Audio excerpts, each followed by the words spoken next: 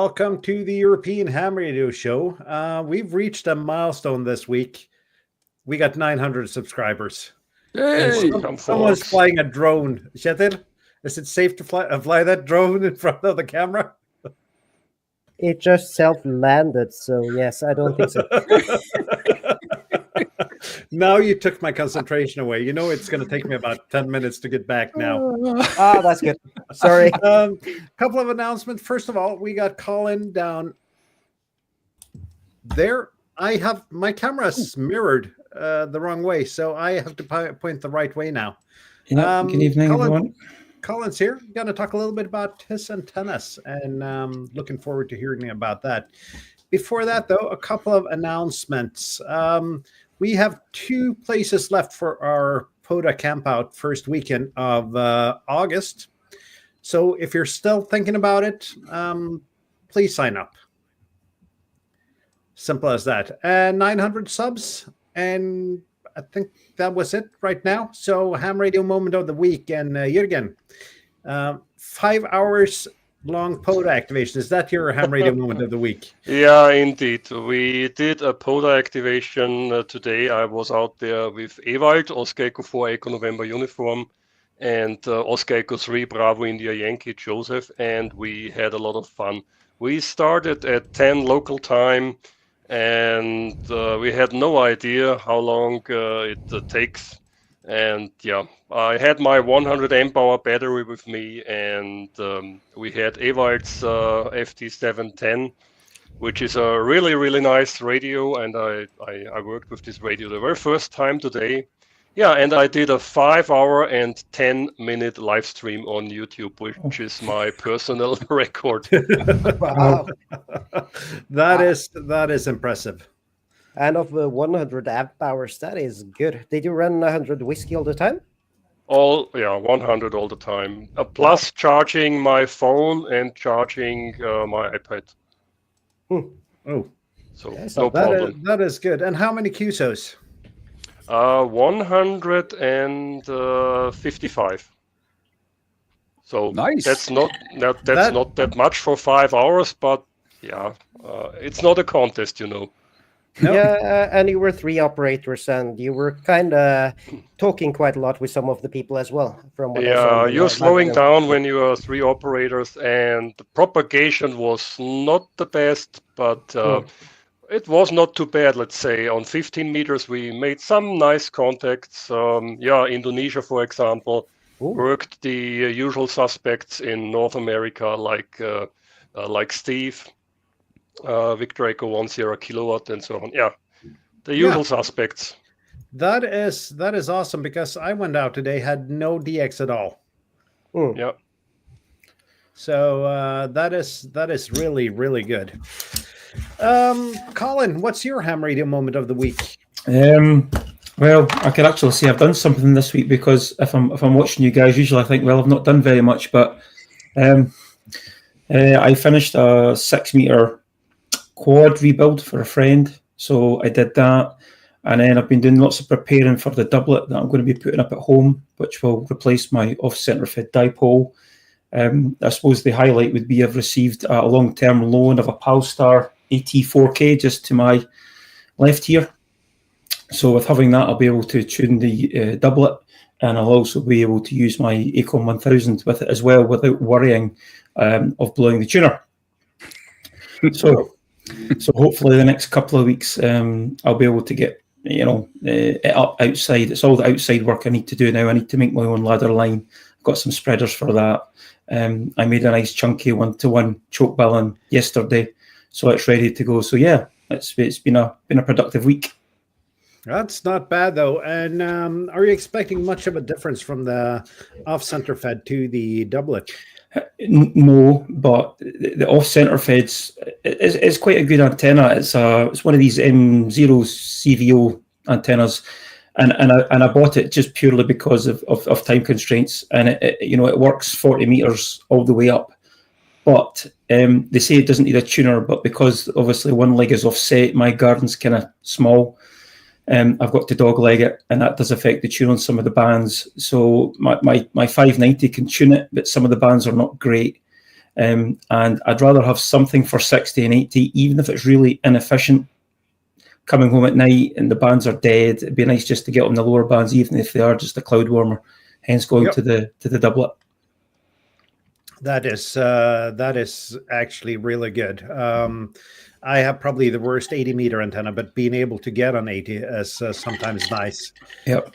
Until one of my masts, also known as a tree, has to come down this summer. Now I don't know what to do with 80. Yeah. The first thing you need to do is plant a new one. So you're planning for the future. Yeah. Yeah.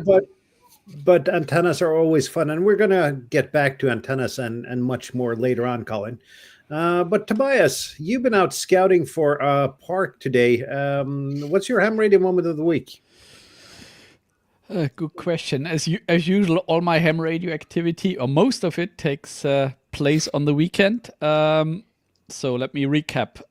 Well, I had a nice 1 hour or 2 hour, I can't remember, live stream, not live, a one-to-one with Charlotte, basically, telling her the ropes of using the Nano VNA. So I hope she's now ready to antenna, basically. So that was Monday. And then on Saturday, I just got a bit of soil for my garden. Everything has to happen on the weekend. So that's not really a ham radio moment, but stuff happens around here. Yeah, the house needs doing, the garden needs doing, and ham radio needs to happen. Everything on a weekend. So now you have a good earth connection. That's right. It's mainly for improving my ground. Yeah. So I'm also buying a bit of Salty Walt DX salt. So he sells it. So I get a bag of that, and then all my problems are solved. That was a joke. Okay. Then continued fiddling here with my display replacement, and I basically found out the OM who did the software was not having the European version of the TH79, so he was missing the minus sign, which indicates the double negative shift on the 70 centimeter band. So I had to dig into the lookup table for the fonts and basically reshuffle the fonts a bit. So on the top line, you see the plus minus 5 plus 5 minus. So that's the shift indication as he designed it, and I made the plus minus a bit smaller so that I could also fit in the minus, just so that basically everything that the original TH79E does is also mapped with this contraption. And then we went to POTA scouting. So that is a POTA place. That's, I think, the location where I took this photo here is a bit outside of the area. So I need to get maybe 500 meters closer somehow, and find a good location there. But this is a POTA location near my place. And yeah, well, I went out with the cat, so I did not do a ham radio activation, but the cat was having fun. So that was my weekend. Not a lot of ham radio, but a bit of ham radio. I think that cat has got to be the most domesticated cat ever, that he actually puts up with going for a walk on a leash. That's pretty amazing. Yep. I was going to say the same. Yeah. Yeah, but I think she's tired out now in sleeping because, I do the walking with my 2 feet, and cat is smaller and does a lot more walking. Yeah. Kjetil, what's your ham radio moment of the week?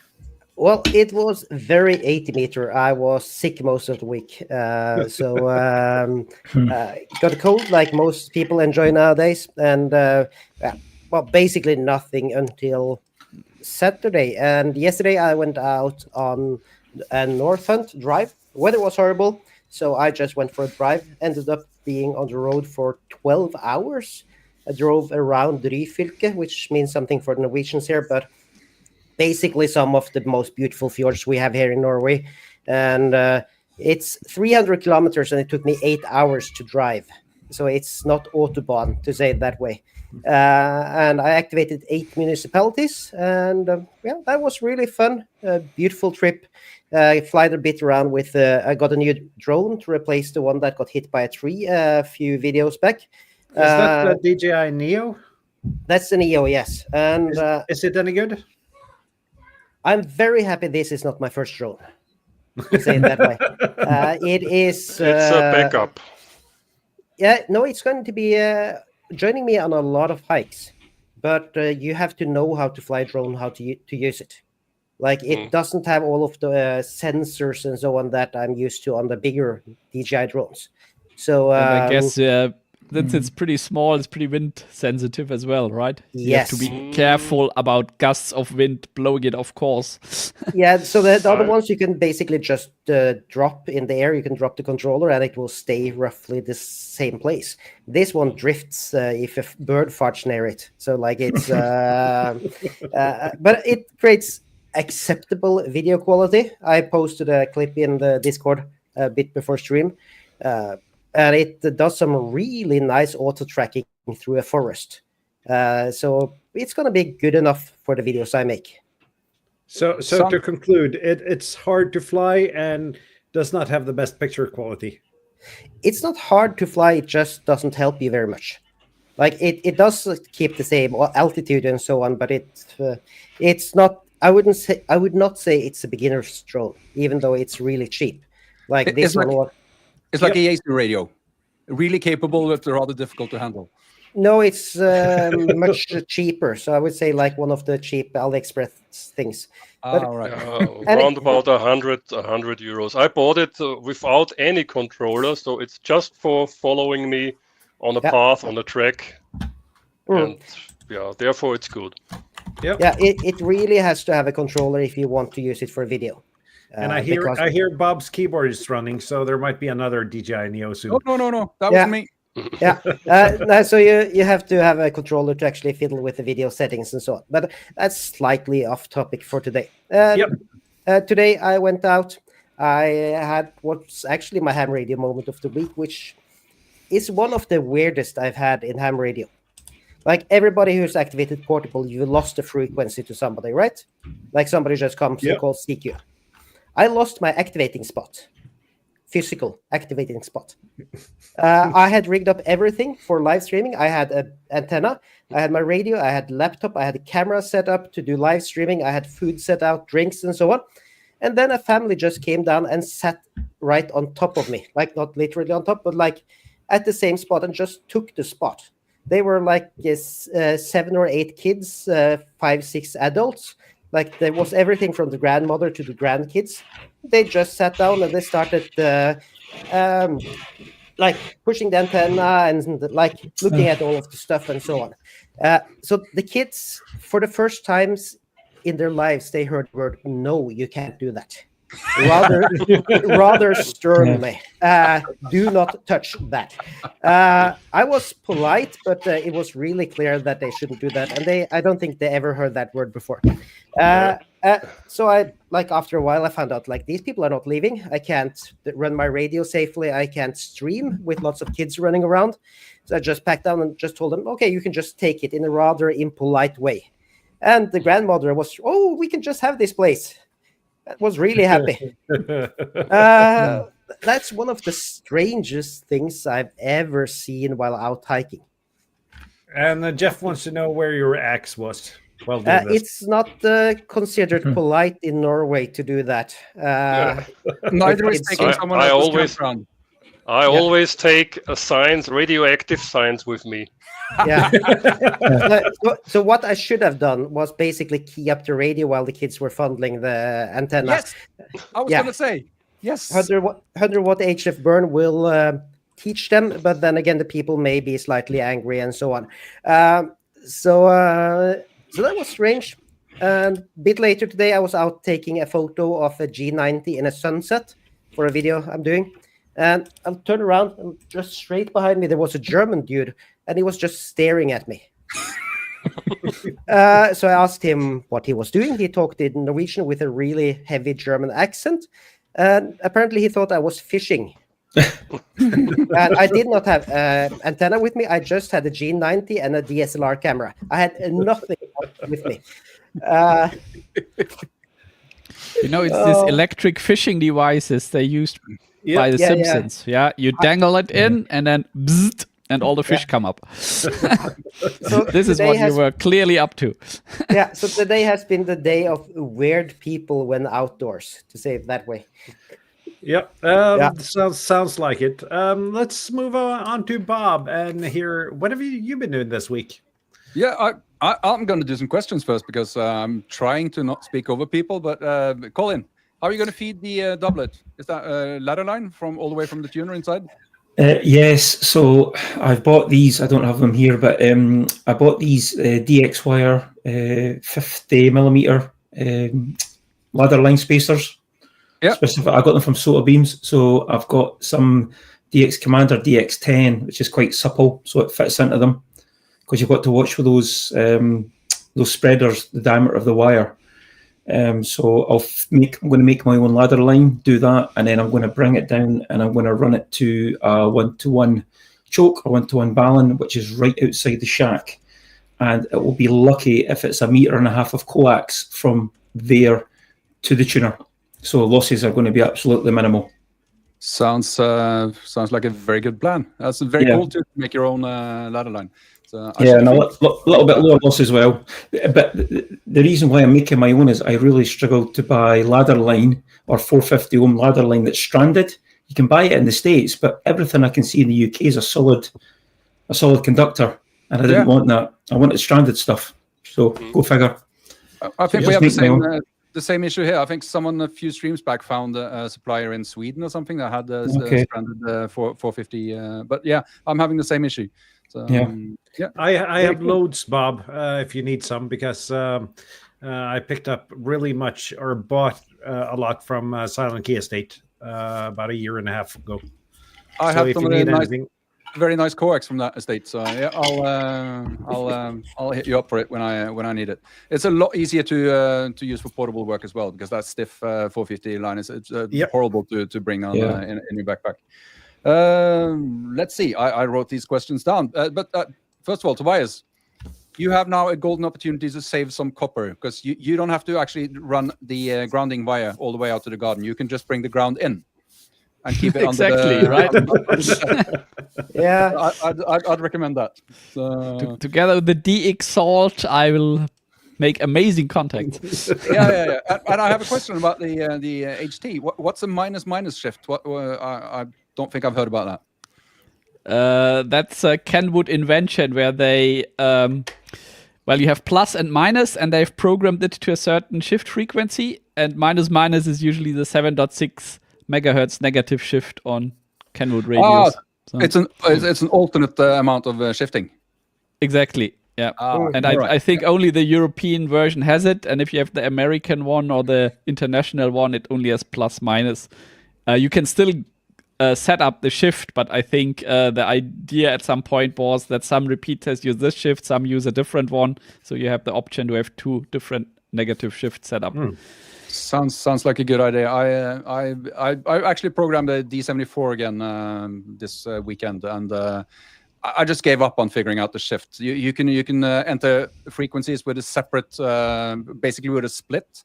You can put them in memory, and I just ended up doing that. It was simpler than trying to figure out the shift split you can do as well. That's another 2 icons that I have to design in my lookup table, right? That's even more complicated, because you have to have the 5 kilohertz sign on and the plus and the minus, and it must somehow fit in a very cramped character set. So it's fun. It's like pixel art. Yeah, you're shifting pixels left and right by one character to figure out how does it look. Then you try it, and then you see, it doesn't look good, and then you try something else.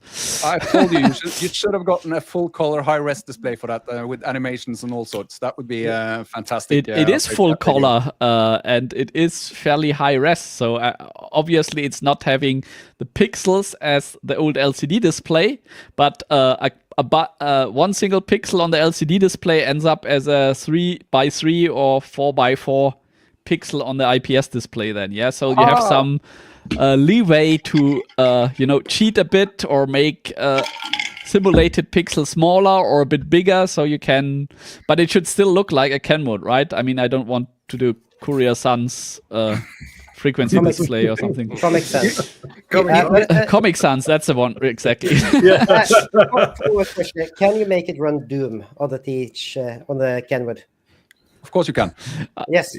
Yeah. But Bob, what's your actual ham radio moment of the week? All right, I'll see if I can share a small picture. No, is there something new here? Is that share screen? Yeah, it is. Select the window. Present. Yeah. Let's see. There we go. Yeah, I've been doing more LoRa and more APRS. And some really cool things are happening around where I live now. This map that you see, it's about 100 by 100 kilometers. So it's a fairly large area. And all the look, you have my digipeater in there. Yes. And these are all the digipeaters and all the stations marked on this map as are things that I've heard over the air. Some of them via digipeaters, but only via over the air. Nothing has been transported via the internet. So I think that's pretty nice for a technology that runs on 100 milliwatts on UHF. And I even took the time to create a video the other day. I took a small drive for about an hour and a half, and I connected I can remove this window now. It's not really that interesting. I connected both the LoRa device, LoRa APRS device, and the TEHRS to a duplexer or a diplexer, and to the 770 on the mag mount on the car, and compared spots on LoRa APRS to 2 meter packet APRS. And I think my conclusion, at least in my neighborhood, my part of the country, they're doing a similar job, but maybe even better on the LoRa APRS for normal tracking. So it's very cool things are happening there. Considering it's 2-3 months since we were allowed to start using LoRa APRS, then I think it's amazing what we've managed so far.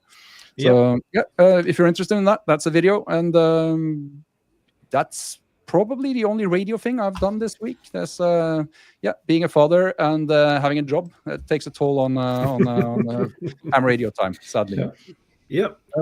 That's my week. We're 22 minutes in already. That's pretty amazing. So I guess, Morten, I'm going to keep it short. I've actually done a couple of ham radio things, but the moment of the week is on Friday night. I had a sked with Chris from radiostuff.com. We've been talking about trying to get a QSO for ages, and turned out we were both in the shack. So I had a 40-meter QSO with him. Then he decided to spot me on the DX cluster while he was going QRT. So I ended up having, I think I had a 70-minute long pileup on 40 meter on a Friday night. That's never happened before. That's my ham radio moment of the week. Not fighting with the VX7 or using a game console to do FD8.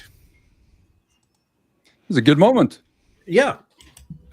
It was really nice, actually. So I guess it's your turn now, Colin. Oh. Let's see. You sent me some pictures. Would you like me to bring those up? Yeah, we could maybe go through that. I've been work's been really busy, so I've not prepared anything as such. But I thought I'll share that Google Drive, and then we can go through some stuff. Yeah, maybe help some people out with their building.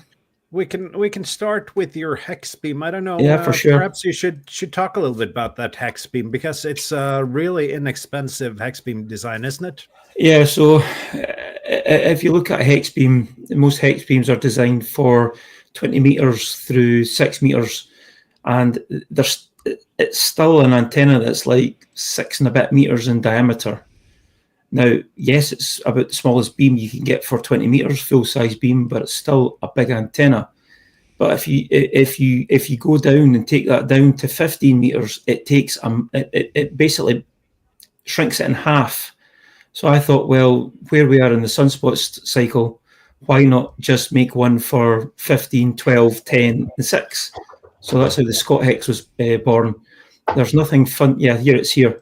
This was one of the early stages. This yellow string, this is just really cheap stuff. I was using this to set the tension, and once I did that, I used the Mastrant string that I had. But it really makes it a small antenna. It's just a little over 3 meters in diameter. So there's really no one could actually not get this in their garden or their small plot. and with it, the lowest band being 15 meters, you don't need to put it up that high. If you can get that up 6 meters, 7 meters, well, that's a half wave on 15, and it will perform very, very well, which it does. So yeah, so I guess this is the key part. This is the key bit of tech, I'll say. I've not seen anyone do it quite like this. Maybe they have. So this, obviously, you need to feed all the bands, but you need to feed them from the top where your coax connection goes. So instead of using coax jumpers like I did on my 20 meter through 6, and that's the easy way to do it. I thought, well, why don't I use a parallel feed? Now, most commercial hex beams use a coaxial center post. So it's two aluminium, basically it's in two aluminium tubes, and obviously the air is the dielectric.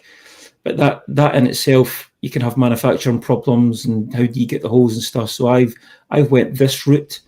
Now the smart bit here is getting the impedance. Now that flat bar, I believe that's 19 millimeters wide, 3/4, and it's 1.6 millimeters thick. Now, what's critical here is the distance between those two bars in the middle, and that just happens, in order for it to be 50 ohms, it needs to be about 1.6. So that little piece you can see in the background, I use that as my shim. And that basically goes in between those two, and then I can basically put on the nuts and bolts, and it will be as close to 50 ohms. There is a sweep somewhere of a picture showing the sweep, and that's how I feed it. Let's see if I can find it here. Yeah, that's there it's there. So that's I basically just hooked up the analyzer. I put a 50 ohm resistor, 47 ohms at the bottom there that you can see at the bottom of the pole, and I just put the analyzer across it, and it was good enough. So I knew once I did that the antenna was going to work in the feed system. And with this, you don't need to worry about corrosion as such. It's just going to work. You don't need to worry about water getting into coax. So that was the key bit of it. Once I got this sorted out, the rest of it was relatively straightforward because I'd done all of it before. What sort of aluminium do you use to, like, is it 6064 to not have corrosion issues? No, I think that's, I get it from a place called Aluminium Online here in the UK. It's about the cheapest place to get small. I think it's 606 something. Can't remember what it is, but it's pretty standard stuff. But you could use obviously something that's a bit more corrosion resistant. But because this is actually just up for temporary periods at a time, I just didn't need to go anything, Yeah, and if you're far from the coast. Yeah, absolutely. I don't actually have this antenna anymore. I had a friend who was actually going.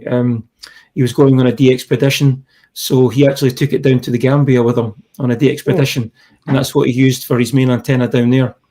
Right. So with doing that, I've actually got all the pieces in the garage, and I'm going to make another one exactly the same. I won't change a thing. And once I get a bit more time in the summer nights, I'll get that finished off, because it is a good antenna. Yeah, those different bolts that stick up there, top and bottom side, to say it that way. They're isolated. There's no U-bolts there, right? No, they're isolated. So the center post is 25 millimeter GRP fiberglass, which is really cheap to buy. When I design and build antennas, I want to do everything that's off the shelf. Typically, industrial items that you can buy, anyone can buy without having to modify anything. I don't have a 3D printer. Purely, I use 3D modeling all the time at work, but I just don't have room for a 3D printer. And I know a lot of people, they don't have one, and that could be prohibitive. So I like to make things that other people can make. Not that I've got anything against 3D printers, but everything on this antenna is completely off the shelf, and you should be able to buy, wherever you are in the world, you can build this antenna. There is a bill of material in all the videos I've made of these. I put the bombs on there, and you should be able to source all these parts. But back to your question, those are insulated. Yeah, so I guess like those insulators, say if you were to print those just those it wouldn't pay off. Like there's no way that printing would be affordable enough. And I also think for longevity, these are got to be stronger in any case. Yeah. I mean, those clamps are designed for hydraulics, so they're designed for in industrial environments, heavy duty use. That's a fair question by Steve. I have had it out in the heavy rain, and it's actually been okay. I was actually more worried about arcing, running high power through it, but I've put a kilowatt through this without issue. And again, when this one was away down to the Gambia, they were running power through it without any problems. But that did cross my mind, but it doesn't seem to be a problem so far. But what you could do, if you thought that was going to be a problem, you could put a little bit of insulation in between those bars. It might affect the impedance ever so slightly because it's a different dielectric. But yeah, you could do that if you were worried about that. Mm. Yeah, and there's a question here from Charlotte. She's local to you, and she wants to know what kind of antenna you'd recommend for operating from a top floor balcony with a lot of metal around, because we've been trying to solve this in our Discord for 3 months now. Yes, well, I remember back there was a station, and he lived in an apartment in Dundee, and he stayed. I think he was on the top floor. I think it was like 4-story, and he had a metal railing balcony. I mean, it was like a council. I would be called them. It was a council flat, council owned, local authority owned, and he actually had a Cushcraft MA5B. Just the driven section from the middle, and he had this hoisted up, so it was just above the height of the building. It had a flat roof. So I don't know what Charlotte's what restrictions she's got, but if she's got like a little balcony and she could get something up 2 hamsticks, you're going to struggle to get anything that's multi-banded. But hamstick dipoles work surprisingly good. Yes, they're a little bit narrow banded, but that would certainly be a recommendation without knowing much more. I think what she has now is an end-fed half-wave and a 10-meter pole, which she takes up and down. But I'm guessing the hamstick dipole would actually work really, really good, just to get something that's compact. And you can also get some altitude on that with a 10-meter pole. She's got a 10-meter pole with an end-fed random wire antenna, actually. Okay. Depending on what the 10-meter pole is, you could put up a couple of hamsticks, probably still put them up 6 or 7 meters, and it would still be strong enough to support them. And you could just put it up and down as required. And if you wanted to change band, it could get pricey. That's the only thing, because even if a hamsticks, I think here in the UK they're about £25. Well, that's £50 per band. That could become expensive. So I can understand, using the wire. Yeah, let's see. Tobias is sharing picture from Charlotte's balcony here. Okay. It's bigger than what I actually thought. So I wonder if Charlotte could say what sort of depth there is to that. That would be interesting, because if she's got, I'm just thinking like a 10-meter dipole, that would be a good antenna if she can get, obviously, half of that 5.2. It looks to be that there's probably more than 2.5 meters. Yeah, I'd think so. And then you could put a dipole up for 10. That would be quite cheap to do. And that would in the middle, supported, and then 45 degrees down, left and right. Yeah. Well, I would try and keep it horizontal, and I would use it and try and get the directivity with it, with the 10-meter dipole. You're thinking about using aluminum rods or something to make a solid dipole. Yeah, when I was back in my early days, it was a commercial one, but it was a rotary dipole for 20, 15, and 10. And on 20, it did have directivity, obviously 90 degrees, but it certainly did it did work as advertised. So that's something she could consider. Yeah, I would also try on there something as simple as mag mount for a car. Yeah. There's plenty of ground on that balcony railing, so hamsticks might also work, right? Yes, I tuned up I had a very similar balcony on my old apartment, and that worked as a really nice ground plane. You just had to not touch it while you were transmitting, and your neighbors also didn't have to touch it. But But what I would say is don't try and get everything, because everything's a compromise. Yeah. And a friend of mine, he long time friend, he's been licensed since the early 80s, and he when he puts up an antenna, he goes monoband. He's on a relatively small plot, so he maybe puts up like a 10-meter beam, 2 elements, something like that.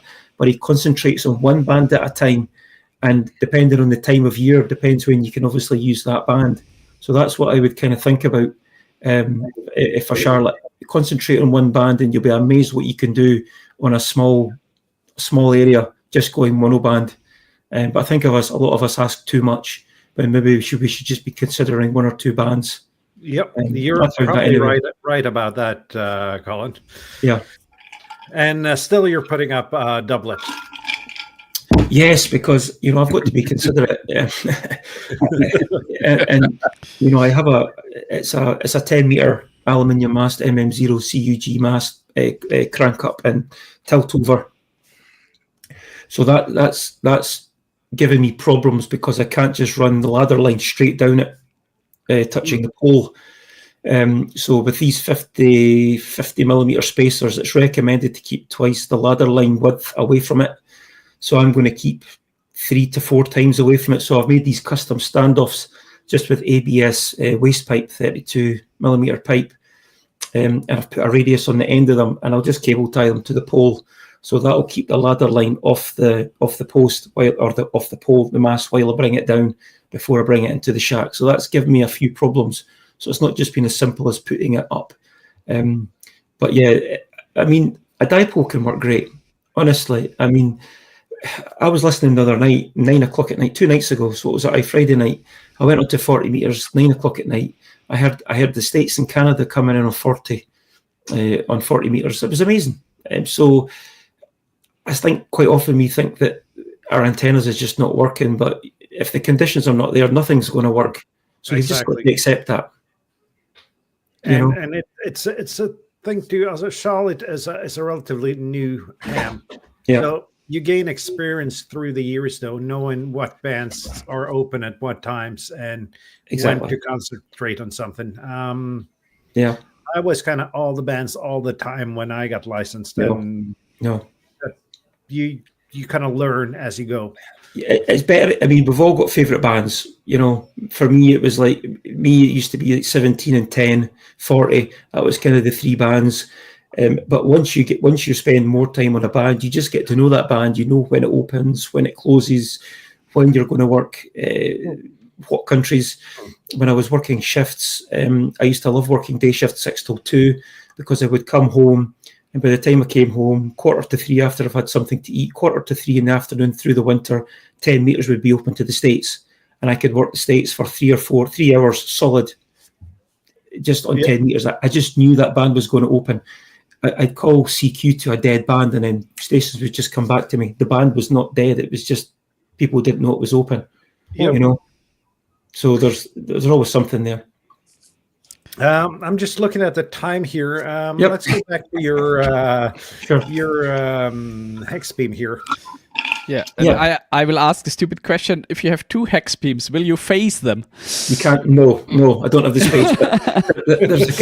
But there's a station in Florida. I can't remember. I think it's like something like Kilo Echo 5 Echo. Somebody want to check that. But there's a guy, and he phases his hex beams, and I think he's either got 4, 6, or 8 of these. And he's the first station, one of the first stateside stations, and he's certainly the first station out of Florida you will hear. And it's phased hex beams, just quite incredible. Yeah, that is correct. Kilo Echo 5 Echo. I'm on the QRZ page now. It's very nice setup. If you look at that, it's amazing. And the hex beam's reasonably inexpensive for what it is. I mean, like this hex beam, I think for parts alone, it's like, I don't know, 160, it's less than $200. And if you look at the price of a commercial hex beam, you're going to pay, a lot more. Yeah, there you go there. So there you go. It's 1, 2, 3. Oh my God. Yeah, exactly. It's loading here, so I can't see it. But that's incredible. Just incredible. The ones he has on the ground there, is that like they're just not assembled yet, right? I think so. I think that's the case. Oh, it just loaded here. Crazy. Yeah. And I mean, because he's stacking them, he can obviously when you go too high with an antenna or above a half wave, you start to get lensing where the lobes are. So depending on what station's coming in, you could switch between the antennas and find out where they're strongest. So yeah. But you can see You can here- select the angle the radiation comes in by switching to a higher antenna or a lower one. That's funny, right? That is awesome. But yeah, these are all standard components on this. I kept with the same tent poles. You could actually go lighter. These are 11mm tent poles. Yeah, so all the sweeps were there. What I tend to find was that I put it up thinking what it would be, but once you get it up in the air, take your measurements, and then I basically just reduced all the wire lengths by a factor. So if the frequency is 3% out, you take 3% of the wire off. It's as simple as that. It's quite simple maths. Yeah, it looks great. Yeah, Charlotte, you can just tell your neighbors that you're drying clothes. Yeah, this would probably fit on her balcony. In all honesty, I think this would fit there. Yeah, quite easily. It's not a big antenna. Yeah, is that carbon fiber rod? Sorry. Is that carbon fiber rods you got going out there, or is it fiberglass? They're all fiberglass. They're tent poles. You can buy replacement tent pole kits. Yeah. So you can get them in. I think they're 8, 9.5. Or I think there's like 7.9, 8, 9.5, 11, and I think there's a 12. But these are 11mm diameter poles. But you could do these with 9.5s quite easily. They would be more than stiff enough to do that. Nice. Yep. Yeah. And so overall, since you've done all the hard work, Colin, if somebody wants to build it, do you have a build list somehow of all the parts to get? Or in all my videos, there's a link to the Google Drive, and there's a spreadsheet. It's got the bill of materials for all the parts in it, and it's got a few tabs along the bottom, and that has basically all the key measurements that you need to know. It's got all the wire lengths. So if you make everything as per that spreadsheet, it will work. Even that plate you can see in the middle, that little round disc, that's 200. I think I can't remember. It's either 150 or 200mm in diameter. So you buy these off eBay, aluminium discs, and on the Google Drive there is a A4 printout. So you simply print that A4 sheet out, 1-to-1 scale, cut it out, stick it onto that plate, and they just drill the template. So you don't need to measure anything. Works really, really simply. You might be able to find that. Yeah. So how long would you say does building one of these take? I mean, you did it bit by bit and optimizing and so on, but if somebody is lazy, takes your spreadsheet, gets all the parts, is it 2 days or 3 days or probably a couple of days? Like that? Couple of days. Okay. It's not so much the build time; it's figuring out where everything goes. That's what takes the time. If you look at purely what it actually takes, a couple of days building, you would do it in a weekend if you were prepared and you had the tools. Okay, it's not a difficult build, but you just need basic tools. I mean, I've got a bandsaw here, which is really handy for like cutting the fiberglass poles. I put a bit of tape around them and I cut them with that. But those fiberglass poles can be quite difficult to cut because they can, you can get shards coming from them. So where you want to cut them, if you put a bit of masking tape and then you cut it very gently, that'll kind of avoid the splintering and it should work just fine. I certainly haven't had any problems and it cuts okay. But it's a couple of days work, but just take your time and you'll get it right. But absolutely everything, there's standard components. Yeah, a little bit out of focus there. But I mean, I've went overboard. There's heat shrink on everything, but you don't need to do that. You really see in the previous picture that somebody was paying attention there. Carefully cutting the rope and shrinking it in, and the yellow is also heat shrink. And that's somebody who wants to do things properly. Yeah, even those little hooks, those are little S hooks you buy on Amazon, and they're cheap as chips. You've got to buy 100 of them. That's the downside. But you just buy them S-hooks and you just use a pair of pliers to squeeze them. Yeah. So really cheap. Yeah. The question there, like I see if you on the previous photo, there's 5 sections that's filled in and 1 that's open. Is that the directionality? Yeah, that's right. It's if you look at the traditional direction of a hex beam, I'm just trying to think if I find a video I can actually open up the file. Let me just see my drive. Hex beam, Scot Hex. So if I can actually present, let's see if I can present here. Share screen. Let's see which one's sharing. Let's share. Yeah, this one here. Let's see if this is going to work. This is a new one for me. Yep. Is that right? Yeah, I need to do this in 2 steps. I need to remove mine first. Okay. Yep. Yep, so here's the bill of materials. So I've split everything into sub-assemblies. So center post, choke ballon, base plate, spreader arms, outer and center support wires. So you have 6 ropes that go from inner to outer, and then you have 6 that goes around the circumference. Every one of these is identical in length. And then we've got the wire sets. And this example, I've used DX Commander DX10 because that's what I had. For the one before, I've actually used some stainless steel wire. The type of wire that you use will have a different velocity factor, so your lengths may vary. So if you go by this, anyway, cut it down usually, or so it should not really matter that much. No, Only when you want reproducible results, then you should use the same wire you used before. Exactly, and I have everything costed out by here. So yeah, £145. So what's that? $160. That doesn't include shipping, and shipping can be a bit of a killer. Because the frustrating thing for me is a lot of industrial things. So if you buy anything that's industrial, normally it's all next day shipping, but they normally charge you £10 or £12 carriage. Yep. But it's good shipping, but it's so for so if you're adding on that for every one of these, it can be quite a lot.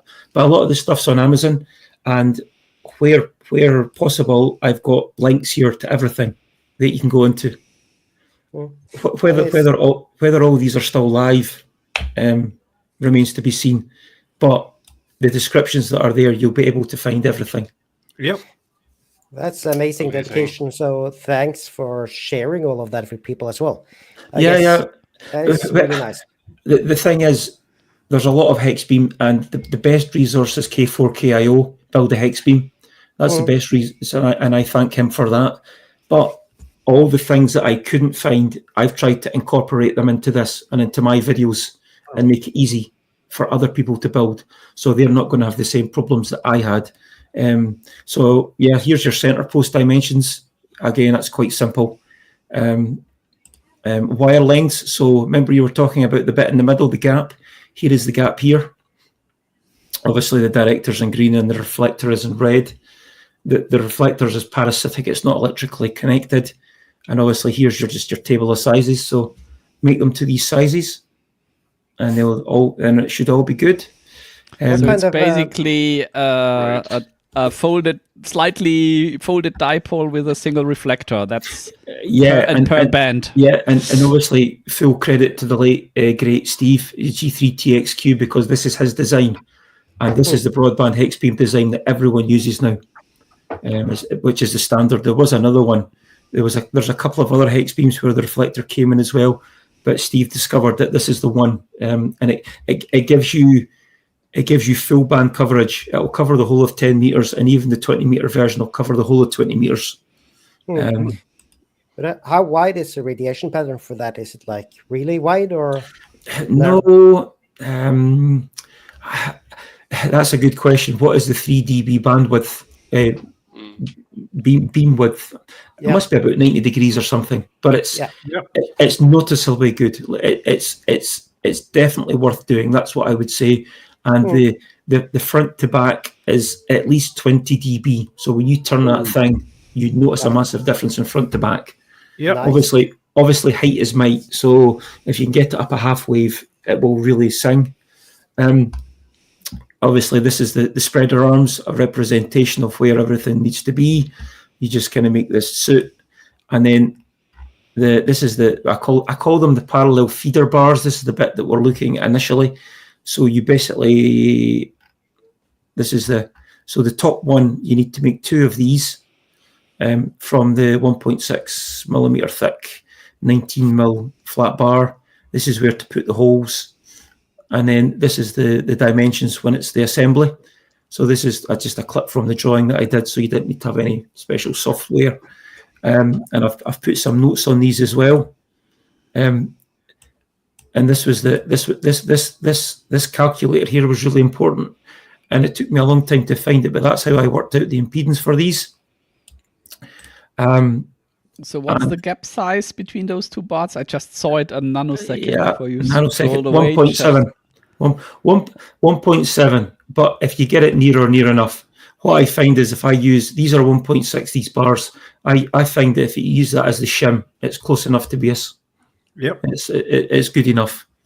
Okay. So we have that file that's got all the kind of key sizes, and then we have, let me just think, this here.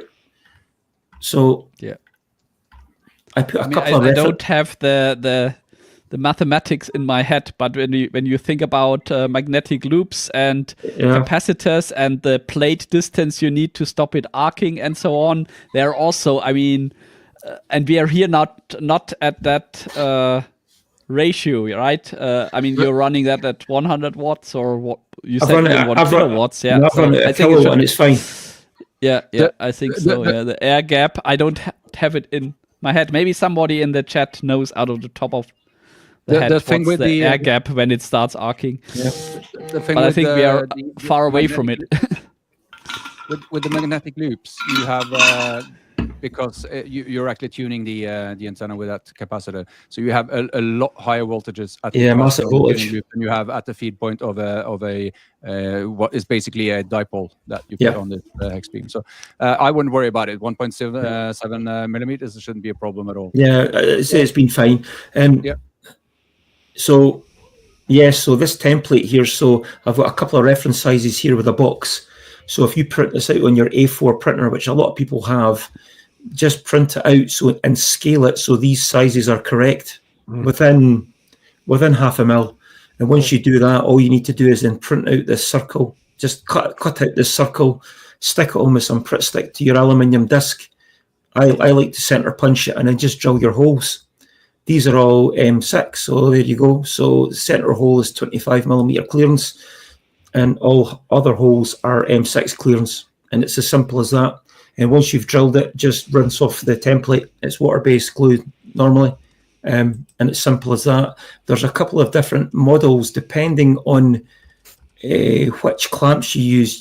You can do it with class 2 clamps. So the 212 means that's a 12.7 millimeter hole through the clamp, and I just think and this is for class 1 clamp, so that's a 12 millimeter hole through the middle.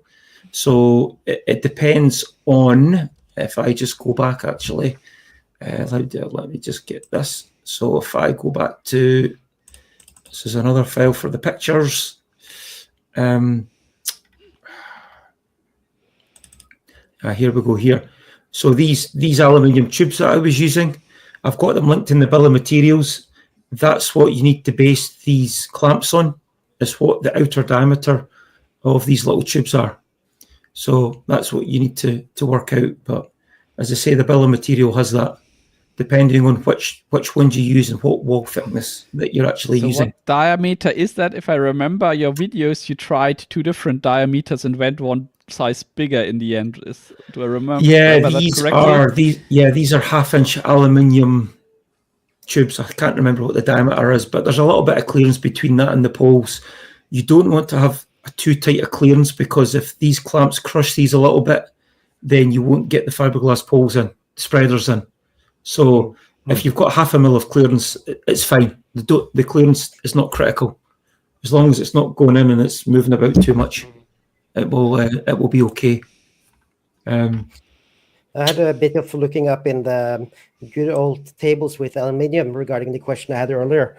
So it appears that there's not much of a difference between 6061 and 6082 if you wanted to make corrosive resistance. Okay. Like if you're living on the shore of the North Sea, for example, then 6061 will corrode really quickly, like within a year. You will have to use. Yeah. But I mean, I have nothing to do with this company, but this is the company I use aluminium online here in the UK, and it's aluminium bar, flat bars. There you go. To choose width, it would be 19. Height is thickness is 1.6, 16-inch, a 16th of an inch. So there you go. So it's really cheap. Yeah, that is ridiculously cheap for that quantity. Like if you go to a local manufacturer, like a local workshop, some of them will just slap like a small order charge on it. So you'll pay like minimum order charge. Yeah, like so £50 or whatever just to get the tiny part. Yeah, so I mean, there you go. So I mean, that's £6.60 with the VAT. So for a meter, and for a meter length, that's enough to make this. Yeah, because you get your two pieces, and then you get your other piece that you can use as the shim. And I think that's the only aluminium you actually need for this. So again, but these guys will charge you £10 for carriage. So if you need any other stuff, but bulk buy, and then you'll only obviously you'll just pay the one shipping charge. So that's the Scot Hex. And that's impressive. And I had some hopes that we had time for the Adjustiwave antenna as well, but I see that we don't have time for that at all. So we need to have you back at some time. Yeah, sure. Colin. So I can say about the Adjustiwave antenna, it works really, really well because I did an activation with Morten. Yeah. And that was fantastic. Yeah, that antenna you gave me, Colin, it's impressive. Dude. And that's it's simply it's simply an unfed half wave, but when you can adjust it to a half wave for every band, you gain some efficiency on that. Yeah, that's my only dislike is an end-fed half wave. If you've got it set for, if you've got a 66-foot end-fed half wave, by the time you get up to 10 meters, your pattern's all over the place. Yep. It works. It's a compromise, but I just like having the nice even half wavelength and getting that nice even radiation pattern. I think it makes a difference. It makes a lot of difference. We tried on field day last year with a 15-meter end-fed half wave, and I worked I think pretty much all over the world with that in 24 hours. Yeah. If you get a good transformer that's relatively low loss, that's the compromise. You lose a little bit on the transformer, but you've got the convenience of feeding it from the bottom. Exactly, and for portable use, convenience is king, at least in my eyes. Absolutely. And you also have your own YouTube channel, though. We gotta tell people about that if they don't already know. Got the link here. Yep. So please go over to Colin and subscribe to his channel. Let's see. Next week, we're going to have a ham radio quiz. We don't have any questions yet, but if you're in the Discord, you might have seen that there's a new channel that's popped up called Ham Radio Quiz. So feel free to post your suggestions there, and we'll do a live quiz for all of you viewers next week. And might even throw in some prizes. Wouldn't it be better to DM us the questions instead of publishing them for everyone? It would. Yeah, please do that. And this is going to be linked to your licensing. So if you answer wrong, for example, which is the best radio, we'll send it on to your agency. Yep. But the best radio is the G90. We've concluded on that a lot of times. Okay, people can also send us an email at cq@hamshow.eu. I guess they don't have to join our Discord, but it would be nice if they want to join the Discord. Yep, absolutely. The Discord where we almost have not had the need to moderate. Until today. Until today. We only moderate once every 2 years on that Discord. Yep. It's just less work for everybody. Anything else before we end the show, guys? I just got to say thanks for coming on, Colin. That was I appreciate coming on again. Yeah, Adjustiwave as well, because hearing about that antenna, it's really, really cool. As you said, it should fit in everyone's garden, and sadly, my garden is, well, I shouldn't say sadly because I don't want a big garden, but I actually don't even have room for that antenna, but I really want to build it now. So I took some notes while you talked, and on my notepad here it says 2-meter hex beam. So I'm going to create one for 77 meters just to take part of the experience. Lovely. You can set one of those up under 20 minutes. So, get one made and you can take it portable. Honestly. Yeah, I like to go to mountaintops for portable operations. There you go. That's a challenge. Well, I saw Adam K6ARK on a video brought, I think it was a 4-element beam. Yeah, 7300. So did you also notice that was the only video he did where he carried the antenna to the top of the I've noticed that, but it's possible to do that. It is. Anyhow, thank you so much for being on, Colin. You're welcome anytime. And thank you, Colin. We'll be back next week with a ham radio quiz, and I'll see you around my shack. I probably have some stuff that I don't use, so we'll find some prices. 7-3, guys. See you next week. See you. 7-3. Bye. Bye. Bye.